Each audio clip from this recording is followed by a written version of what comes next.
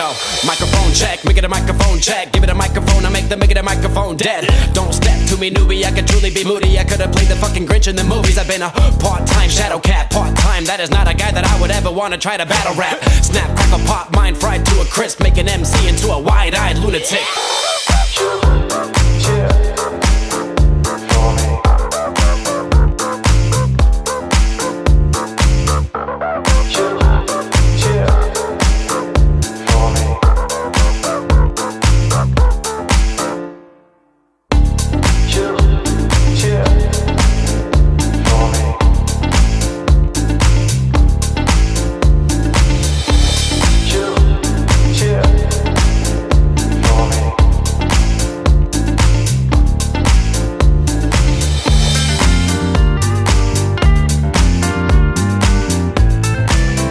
Pues muy buenos días, amigos de México Libertario. Nos encontramos en una emisión más de nuestro webinario Más Innovación, Menos Regulación, el cual, venimos realizando desde hace tiempo con el apoyo de Somos Innovación, la red latinoamericana de la innovación.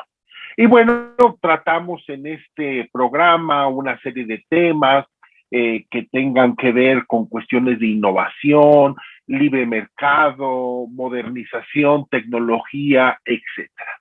Y en tal sentido nos pareció muy pertinente invitar a Álvaro de María, el cual acaba de sacar un libro que está causando mucho ruido en redes sociales y que se llama La filosofía de Bitcoin.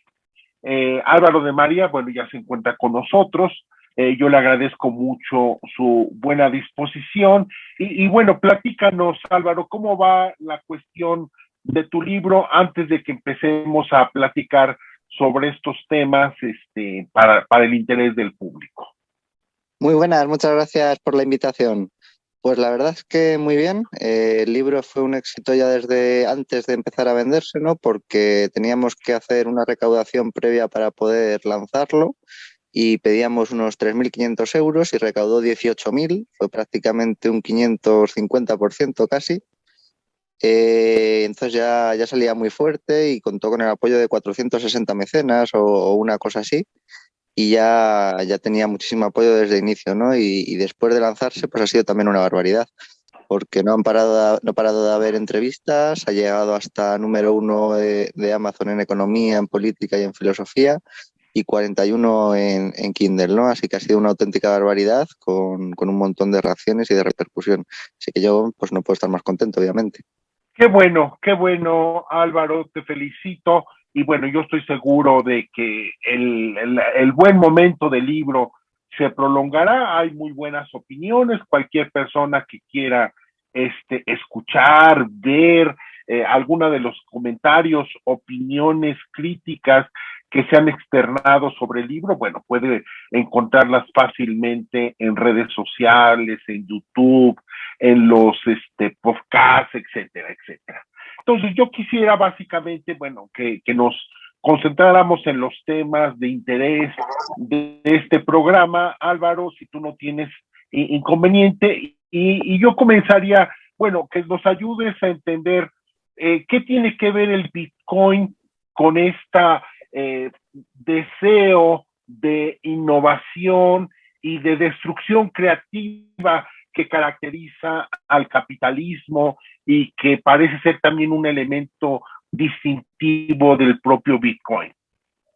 Bueno, yo creo que Bitcoin es una innovación de dimensiones históricas brutales, ¿no? O sea, a mí pocas cosas se me ocurre con los que compararlo, ¿no?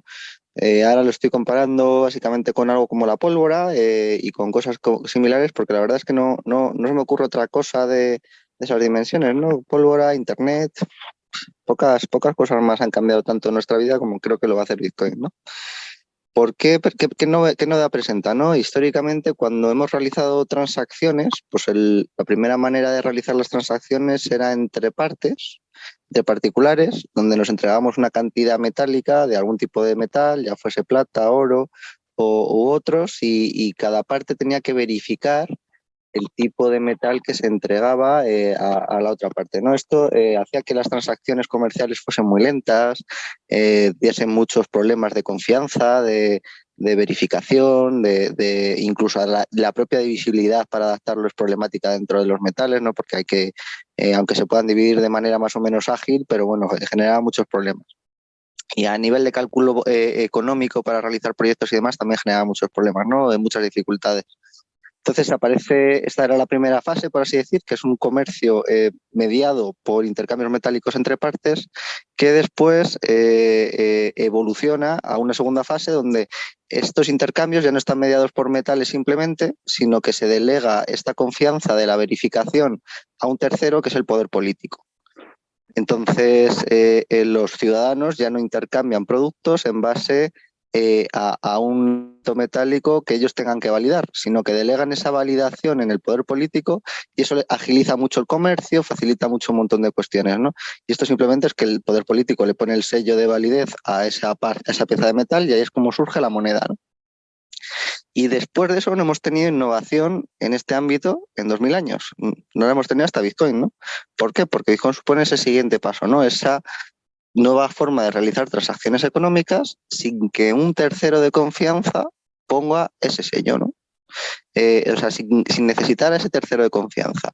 Volvemos, por así decir, al inicio de transacciones económicas entre partes, pero donde las partes tienen muy fácil verificar las transacciones, ¿no? Y no solo presenta esta innovación en este sentido, sino que además presenta otra innovación muy importante, ¿no? Porque en el ámbito, bueno, presenta muchas, ¿no? Pero yo creo que estas son las más importantes para comprenderlo bien. En el ámbito digital tenemos el problema de que lo que nos encontramos son conjuntos de datos. Y los conjuntos de datos no son escasos, es decir, nosotros podemos enviar una imagen por WhatsApp todas las veces que queramos a todos nuestros contactos o a todas las personas que queramos, ¿no? Y que algo no sea escaso, no, porque simplemente es muy fácil de replicar, lo convierte en no economizable, ¿no? Porque si el aire que respiramos es tan abundante, pues no tiene sentido atesorarlo, comercializarlo y demás, ¿no? Entonces, en el ámbito digital tenemos este problema. Para resolverlo, generábamos mediante un tercero de confianza escasez a propósito, ¿no? Es decir, por así decir, escasez controlada. Esto, por ejemplo, lo hacemos con nuestras imágenes o con nuestros vídeos o con nuestras películas, nuestra música, y ponemos a ese tercero de confianza, ¿no? ¿Qué es lo que tenemos?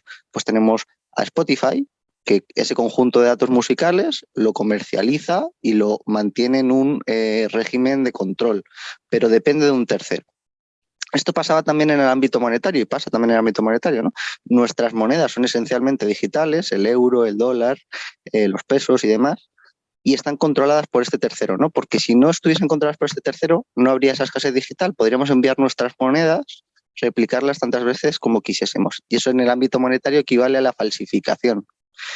Claro, Bitcoin, la innovación que presenta en este sentido es que es el primer activo digital escaso no dependiente de terceros, ¿no? Y eso es una innovación de dimensiones históricas, ¿no? Y esta combinación de estas cosas es lo que yo creo que le da un carácter inmenso y brutal porque tiene unas consecuencias enormes. Entonces, claro, cuando aparece una innovación de estas características, destruye todo aquello a lo que sustituye. Y como esto es descomunal, de verdad, pues yo creo que va a acabar, o sea, va a cambiar hasta la forma en la que nos organizamos políticamente, ¿no? Y va a poner en jaque a los estados. Gracias, Álvaro. Precisamente mi siguiente pregunta tiene que ver con esto, exactamente, y es, bueno, eso significa una puesta en cuestión de la confianza que se le tiene al Estado, y el Estado, bueno, probablemente va a tener que reaccionar en algún momento. Tal vez estos movimientos que vemos de los estados queriendo regular, introducir sus propias criptomonedas, bueno, tengan que ver con esta reacción.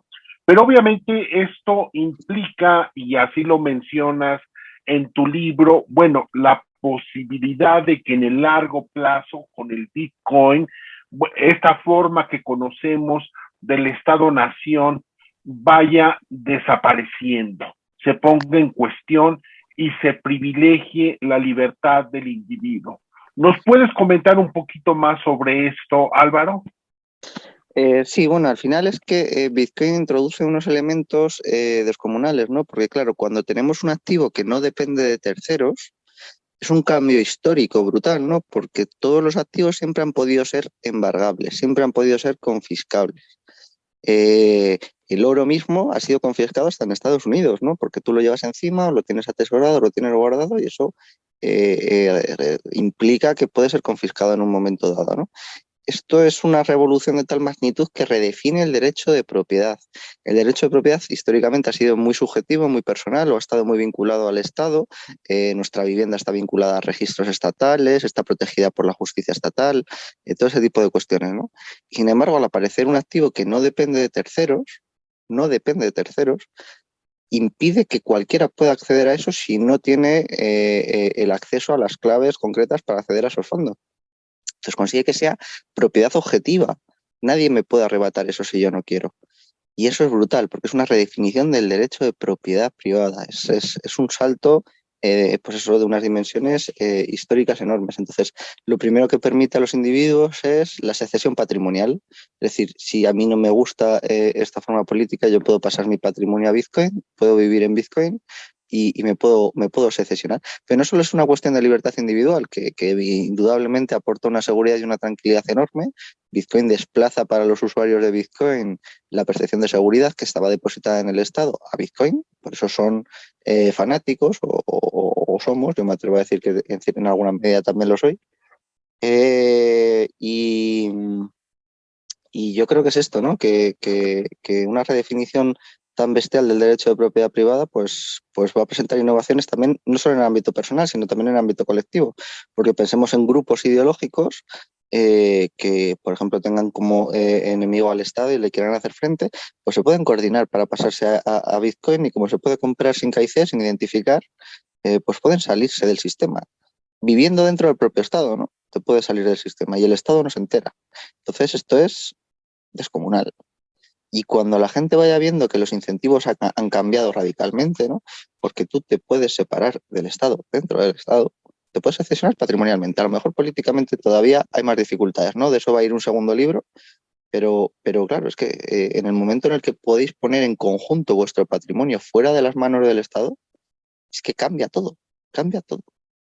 Movimientos, Álvaro, como el de el curso legal al Bitcoin en El Salvador y que muy probablemente en algún futuro pueda ser continuado, extendido por otros estados, sería, digamos, el correlato de lo que nos estás comentando, pero también no deja de ser irónico que pensemos en el fin del Estado-Nación, pero al mismo tiempo se requiere el Estado para darle curso legal al Bitcoin, hablando de lo que está pasando específicamente en El Salvador, Álvaro.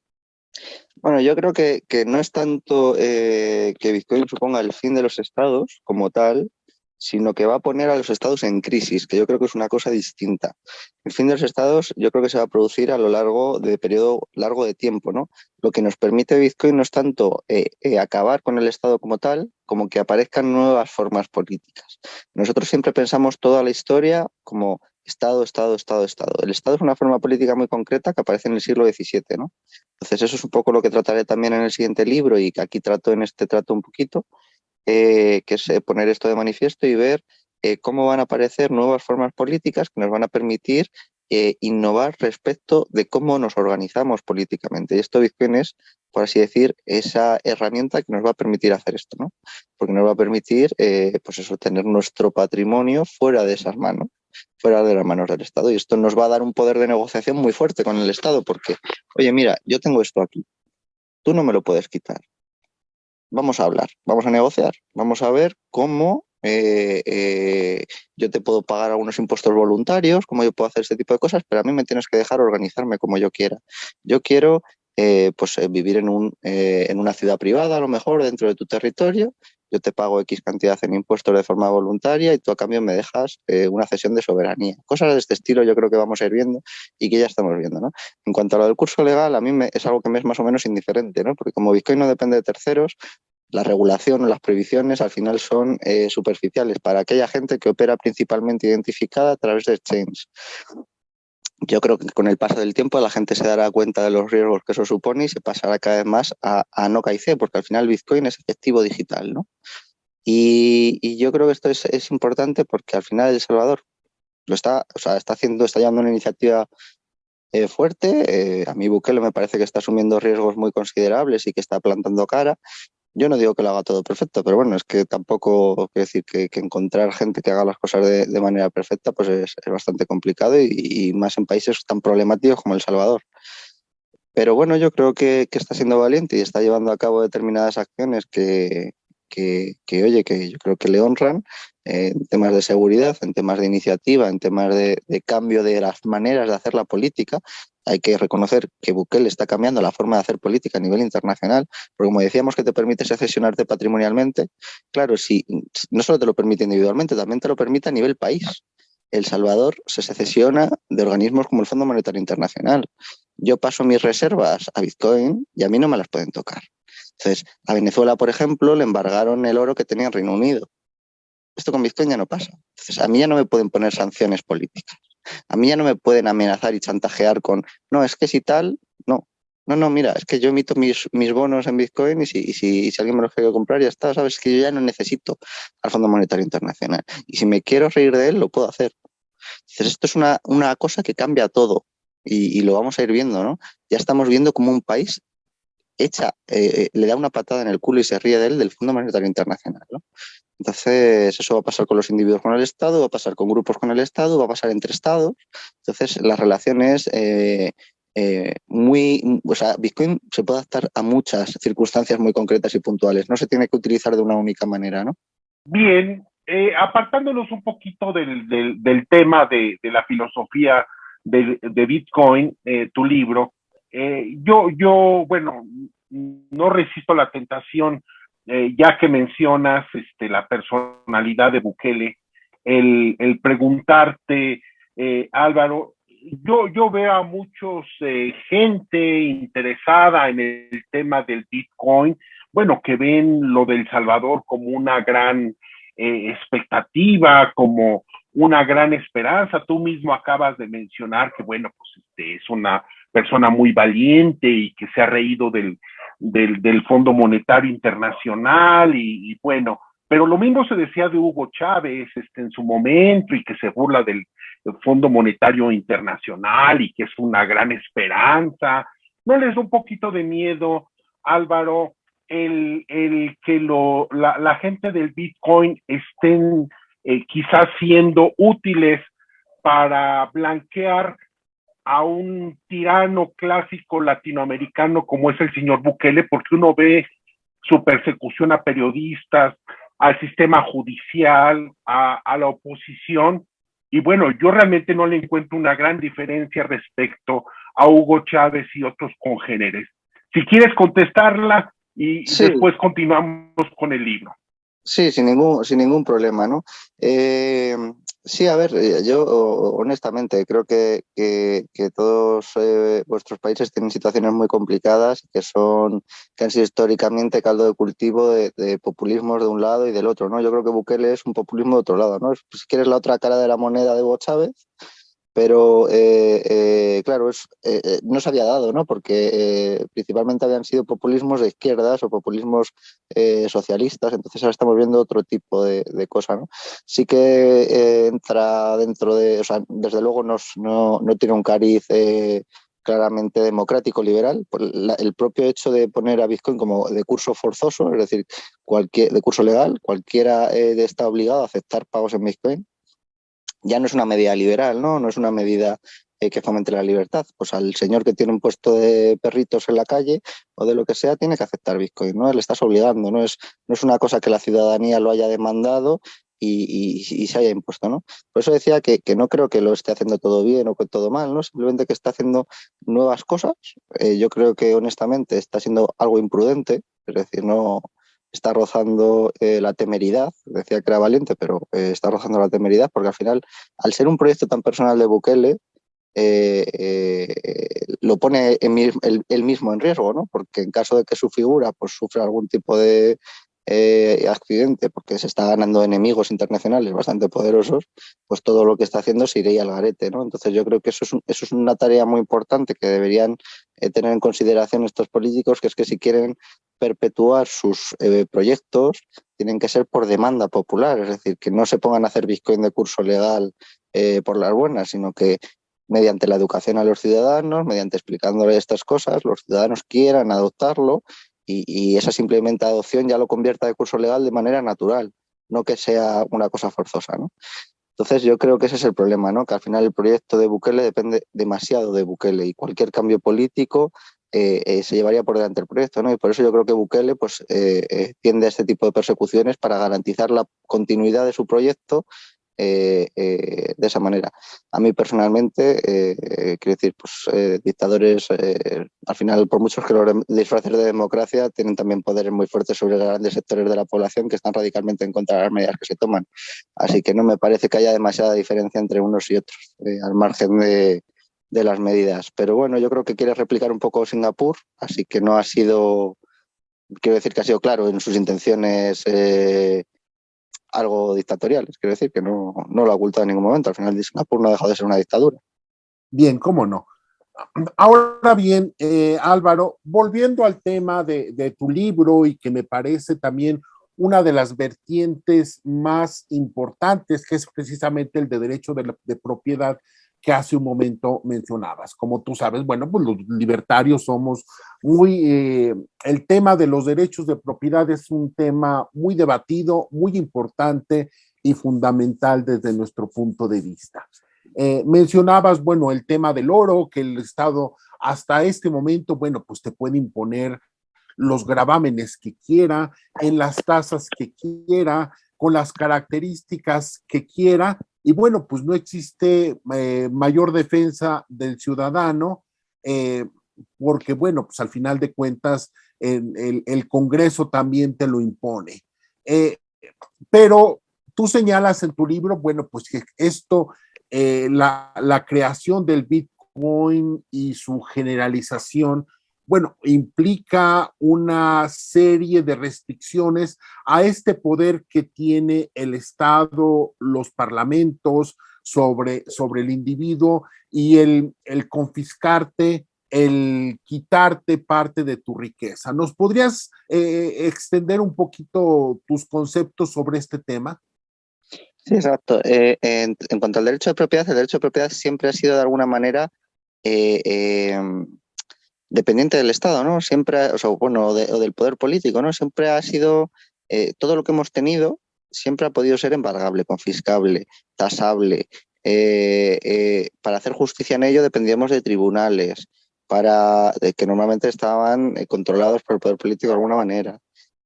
Siempre ha habido, pues eso, posibilidad de poner impuestos. Entonces, la propiedad siempre ha sido casi como una propiedad del Estado que el Estado nos dejaba tenerla, ¿no? Por lo menos nos daba su consentimiento tácito para tenerla, pero en cualquier momento no la podía quitar, ¿no? Podía emprender una causa política contra un sujeto y quitarle todo lo que tuviese, ¿no? O podía, en un mismo juicio, se puede dividir tu patrimonio, te embargan las cuentas, te cambian lo que sea y te quitan lo que tengas, ¿no? O te expropian tu vivienda o lo que sea necesario, te la embargan, ¿no? Entonces, siempre esta propiedad la hemos tenido muy vinculada a lo que viene siendo el poder político. Entonces, claro, que de repente aparezca algo que el Estado no pueda meter mano ahí si tú no lo consientes, pero no solo es que no pueda meter mano ahí si tú no lo consientes, es que la puedes tener sin que él se entere, que esto es lo más importante, ¿no? Puedes tener tu patrimonio entero en Bitcoin sin que él se entere. Y esto, claro, cambia radicalmente las cosas, porque es que no solo es un activo inembargable, inconfiscable, si tienes tú mismo la custodia, sino que ni siquiera tienen por qué saber que lo tienes. Es que eso es lo descomunal, ¿no? También. Entonces, claro, aquí esto se plantea muchos problemas, porque evidentemente, por ejemplo, el tema de la justicia se va a resentir mucho en este sentido. El Estado no va a poder hacer justicia de aquello que está en Bitcoin. Si, pongamos por caso, yo robo un banco y paso todo lo que he robado a Bitcoin, a mí me podrán meter en la cárcel. Pero ese dinero no lo van a recuperar si yo no lo consiento, si yo no doy mis claves. Entonces, Pasa lo mismo, por ejemplo, pensemos con herencias, ¿no? Bueno, yo no sé allí cómo tenéis el tema de la sucesión y de las herencias, pero en España hay algunas regiones que tienen unos impuestos altísimos a las herencias. Pues con esto es tan sencillo como dejar pasar tu patrimonio a Bitcoin sin identificar, dejar unas palabras a tus herederos, a tus hijos, por ejemplo, y les transfieres la riqueza entera sin que el Estado se haya enterado, ¿no? Esto es descomunal y lo va a cambiar prácticamente todo. Evidentemente no ahora, pero sí con el tiempo, porque la gente todavía no es consciente de qué es Bitcoin, para qué se puede utilizar, qué ventajas presenta, qué tipo de activos son, ¿no? Yo creo que la gente está todavía muy confundida con las criptomonedas, con el blockchain y con muchas cosas que yo creo que no tienen ningún tipo de importancia y están perdiendo de vista lo verdaderamente importante. Pero la gente no es tonta, en cuanto ve los incentivos y ve las cosas, se da cuenta de la magnitud de estos cambios, ¿no? Y automáticamente extrae las consecuencias, ¿no? Y las consecuencias van a ser enormes, especialmente cuando los políticos que no son precisamente socialistas se den cuenta de las implicaciones de Bitcoin y empieza a ser también un arma política, ¿no? Porque ya se trata de poner, de hacer conscientes a tus ciudadanos de que tienen un poder enorme para negociar con los estados y con el poder político, ¿no? Oye, mira, si vais muy lejos con los impuestos, si vais muy lejos con la política monetaria de los bancos centrales, si vais muy lejos con las expropiaciones, si vais muy lejos con todo este tipo de regulaciones, nosotros nos salimos. Nos salimos, ahora tenemos un espacio para salirnos y para hacer nuestras propias relaciones económicas. Entonces, si queréis que no nos salgamos, tenemos que negociar. Nosotros tenemos aquí mucho poder de negociación y yo creo que eso es lo que hay que aprovechar, ¿no? Y que nos va a permitir mejorar mucho nuestra relación con el poder político y ponerle frenos y límites de verdad, como no habíamos podido hacer desde hacía siglos. Gracias, Álvaro. Y para ir concluyendo, Álvaro, tú mencionas que, bueno, que parte del camino por recorrer ya depende de las decisiones, de la acción de nosotros como individuos. ¿Cómo visualizas este proceder? ¿Qué crees tú que debiéramos de hacer los individuos en este trayecto de hacer que el Bitcoin sea una efectiva barrera como nunca se ha logrado y siempre se ha pretendido al poder de los estados sobre la libertad de los individuos? Bueno, yo creo que lo primero es comprender qué es Bitcoin, ¿no? Yo creo que eso es lo más importante de todo, porque cuando lo comprendes ya se te abre, por así decir, el camino, ¿no? O sea, tú lo ves ya, ves las cosas claras.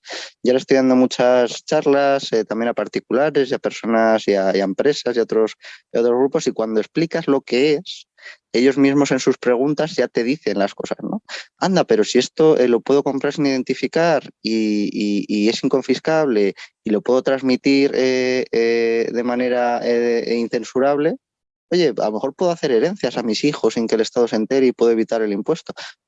Ellos mismos te lo dicen. Oye, y si mi empresa está en concurso de acreedores y lo paso a esto, no me lo pueden quitar. Sí es alzamiento de bienes y cometo un delito, pero yo preservo ese valor, ¿no? Ellos mismos te dicen ese tipo de cuestiones, extraen ese tipo de cuestiones. Entonces, yo creo que lo más importante es comprender qué es, por qué no es Bitcoin y otras criptomonedas, porque es solo Bitcoin y el resto es otra cosa radicalmente distinto, ¿no? Entonces, no se trata de nuevas tecnologías, sino que es una cosa muy concreta y muy puntual y después otras cosas que aparecen a su calor, por así decir, pero son distintas. Entonces, yo creo que lo más importante es comprender lo que es, ver cómo cambian los incentivos y a partir de ahí ya proceder, ¿no? Yo personalmente creo que lo más interesante en este sentido es que las comunidades vayan adoptándolo, muy importante, sin identificar, porque si no pierden mucho poder, es decir, que comprendan cómo se puede adquirir Bitcoin sin KIC, sin esta identificación, y una vez de ahí, utilizarlo como herramienta de negociación con el poder político, ¿no? Oye, mira, es que nos estamos saliendo, tú no te estás enterando y nos estamos saliendo, tu Estado cada vez recauda menos. Tu Estado cada vez está más fuera de nuestros patrimonios y de nuestras garras. Nosotros cada vez tenemos mayor poder adquisitivo. Nosotros cada vez vamos a tener mayor poder de negociación. Entonces, utilizarlo como esa herramienta que nos permita negociar con el poder político nos va a permitir, por ejemplo, hacer ciudades privadas dentro de los estados. Decirle, oye, mira, nosotros queremos vivir de esta manera, queremos organizarnos así. Nosotros estamos dispuestos a ceder unos impuestos voluntarios, pero a cambio de estas condiciones. Y si no, no vas a poder.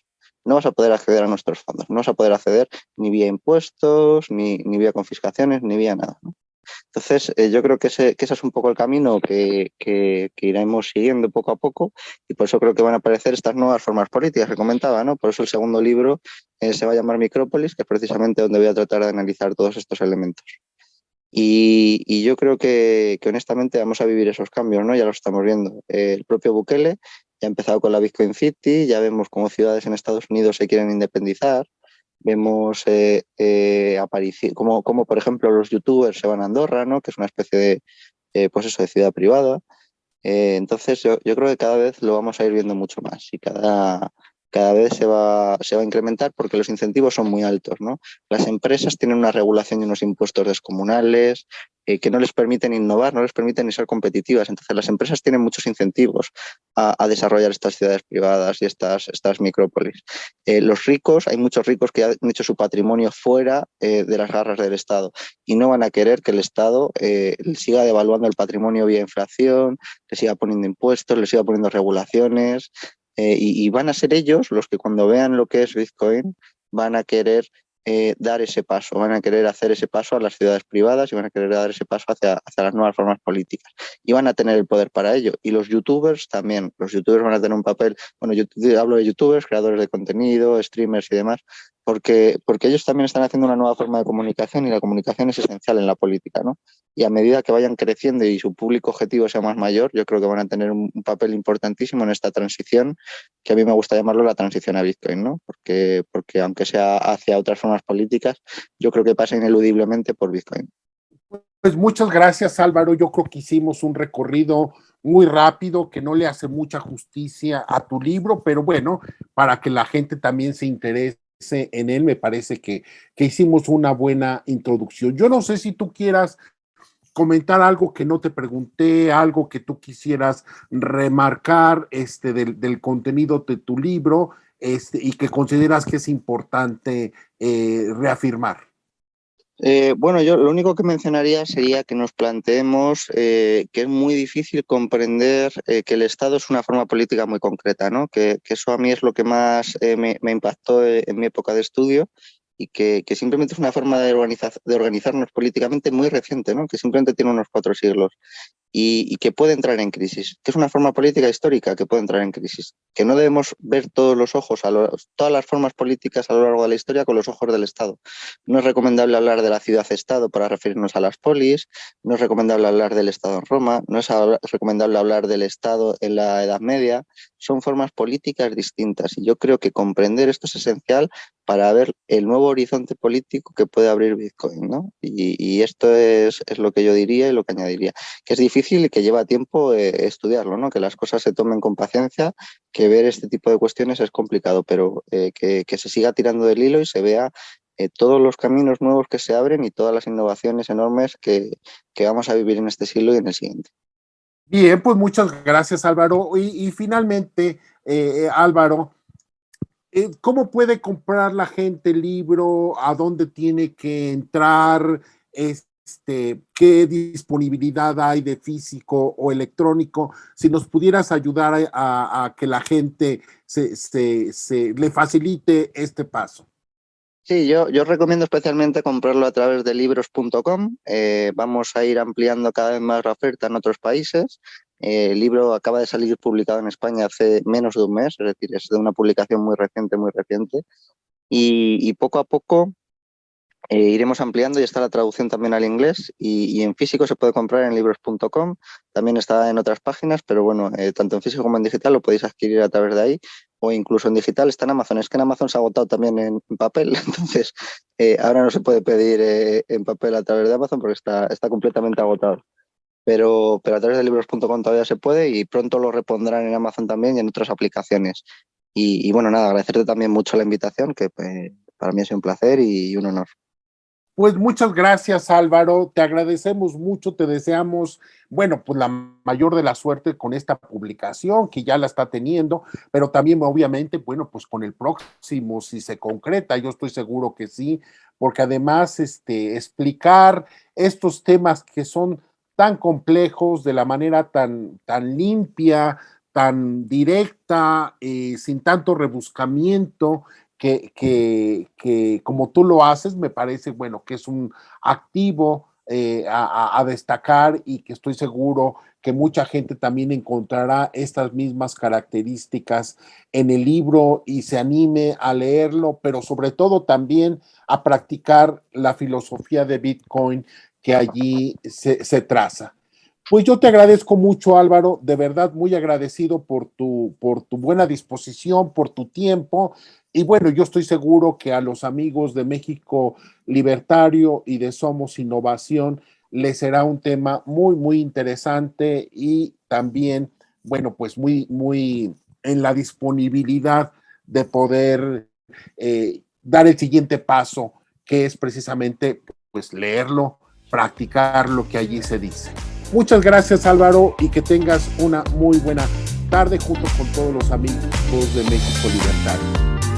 Perfecto, muchas gracias. Pasa buena tarde también y gracias de nuevo por la oportunidad. Saludos.